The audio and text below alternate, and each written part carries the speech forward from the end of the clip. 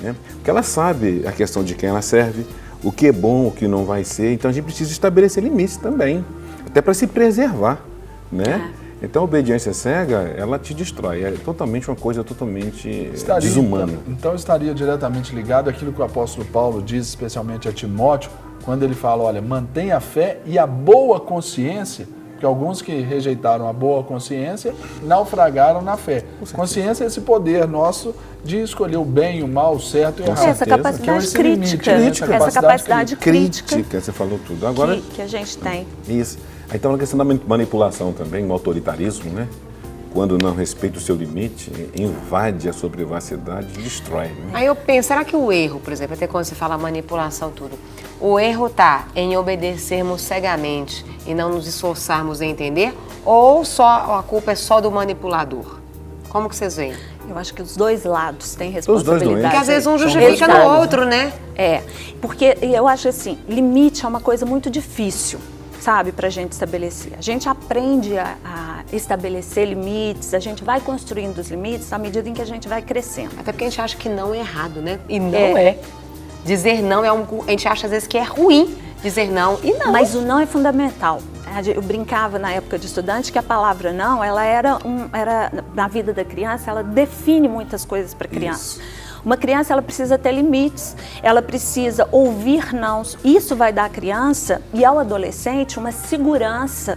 Para um adulto. Exato, e com relação àquilo que ele está fazendo, sabe? Então, se meu pai disse não, eu sei que tem alguém que está cuidando de mim. É claro, eu acho que eu brinco assim, é papel do adolescente, da criança, ir contra o não.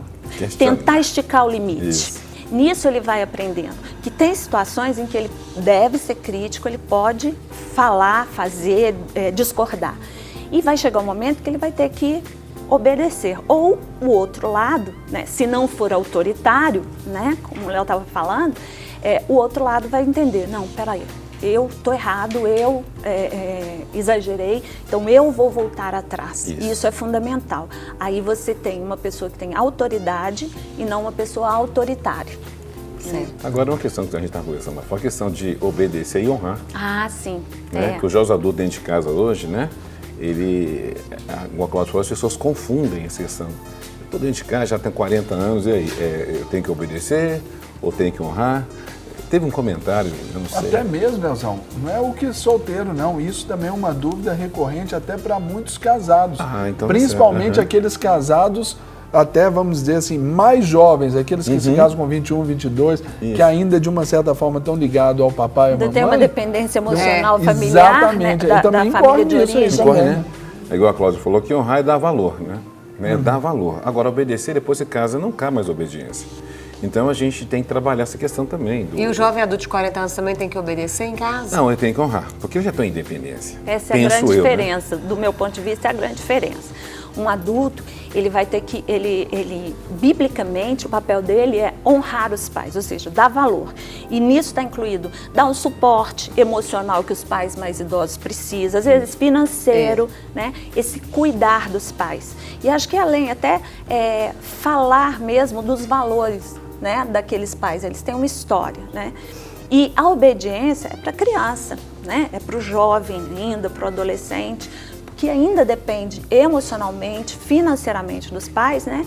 E que é bíblico, né? Que ele também, obedeça. Cláudia, a respeito de um norte, assim, porque a obediência é aquele que nos norteia. Essa questão do limite, porque aí o da jovem segurança precisa que eles mais, precisam. O jovem adulto já está mais direcionado, né? E assim eles vão aprender a arcar com as consequências, com a responsabilidade das escolhas que eles fazem. Certo, né? Isso é e importante. os pais são fundamentais aí também. E eu queria perguntar, pode concluir. Não, é só porque colocando esses limites, eles têm que colocar consequências também, se você passar desse limite. E aí que a criança vai aprender. Agora, o interessante, tem um comentário, diz que um rapaz de 35 anos, 40 anos, que mora com o pai, é uma dependência emocional. Acho que generalizar é um negócio muito perigoso. Né? Sim. Acho muito sério você generalizar, né, uma pessoa que está dentro, morando com os pais, que é dependente emocional. Nem sempre. Eu a generalizar acho um negócio muito sério. Porque tem pessoas, às vezes, que moram fora e às vezes é muito mais dependente emocionalmente pessoas do que outras. casadas, que têm filhos e que ainda são muito dependentes emocionalmente. Por exemplo, eu me lembro de um caso que aconteceu, rapidamente para ilustrar isso aqui. O pai chegava na casa ali, era da filha, né? Casou-se. Ele chegava e lá abria a geladeira, fazia suas notas, ia lá no supermercado, comprava. E quando o marido, pelo seu próprio dinheiro, pelo seu próprio trabalho, ele comprava alguma coisa que ele gostasse ali, talvez, ele comprou ali uma picanha e colocou ali para ele assar no final de semana. O pai se via no direito de questionar: você está gastando dinheiro com bobagem? Você está gastando com dinheiro com... Você tem tantas outras coisas, você tem que gastar o dinheiro com outras. Isso. Determina, né? Isso acontece, eu já lidei com casos assim. Com certeza. Então, quando fala que um jovem adulto dentro de casa, morando com os pais ainda é dependência emocional, é muito perigoso generalizar, porque você acabou de contar, tem gente que mora fora, já casou e tem uma dependência. E tem gente que mora com os pais e que já tem uma independência emocional. Totalmente. Então a questão Está ali não só é... fisicamente. É Exato. justamente. A E às questão vezes não é tá até no um local. suporte para os pais. A questão não está no local, a questão está mais na identidade, saber Sim. quem é, o que quer e onde vai interno. chegar. Para a gente estar fechando aqui, eu queria que vocês falassem, para fechar, a cara do Serginho. Ah, não. Ana Vasco, Serginho, mostra, gente. Para fechar, as consequências da desobediência. Acho que a consequência da obediência, você não vai cumprir, você não vai chegar no alvo que foi estabelecido para a sua vida. Então, é melhor obedecer do que sacrificar. Como que você vê, Claudinha, como psicóloga? Eu concordo com ele. Agora, eu vejo que, assim, um problema da desobediência, né, na infância é que a criança, ela não vai aprender, porque ao obedecer estabelece limites. Ela não vai aprender a se relacionar. Então, quando adulta, ela vai ter dificuldade de manter relacionamentos duradouros. Ela vai ter dificuldade de ficar num trabalho, sabe? Porque ela vai ter que lidar com a autoridade, ela vai ter que obedecer superiores. Persistir. Exato. Ela vai ter que aprender a lidar com os limites que colocam para ela, que ela precisa colocar. Então, a desobediência na infância, ela traz consequências gravíssimas na vida adulta. Nem sempre será um adulto simpático também, né, Cláudia? Não. Porque ele pode ser muito arrogante. É verdade. Só vale o que ele fala, do jeito Exato. dele, o tempo dele, o modo dele. Pois é. E, Léo, a gente tem alguns convites para fazer. E vamos começar pela rádio? Bom, então você pode estar nos ouvindo todos os dias, de 22 às 23 horas, ali na rádio FM 90.1. E também aos sábados, de 11 a meio-dia, o Para Maiores. E também temos o culto às 19 horas no Tabernáculo, todo sábado, na Rua Manuel Macedo 360, e a campanha da camisa também, estou orando por você. Lembrando que a camisa não tem poder nenhum, se não vira para atuar, é só para você fazer uma aliança com essa pessoa e ela lembrar que você está orando por ela. Você pode adquirir essa camisa pelo telefone 8475-3664 e falar com a Carol.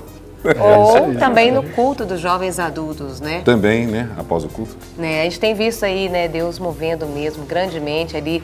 E o pessoal pode ligar ali na rádio também, falar ao vivo conosco, né? Do mesmo jeito que pode ligar aqui e falar ao vivo. Então, de segunda a quinta, 10 às 11 da noite e sábado, de 11 a meio-dia. E amanhã tem acesso livre, gente, às 11 horas e terça-feira reprisando. Amanhã, 10.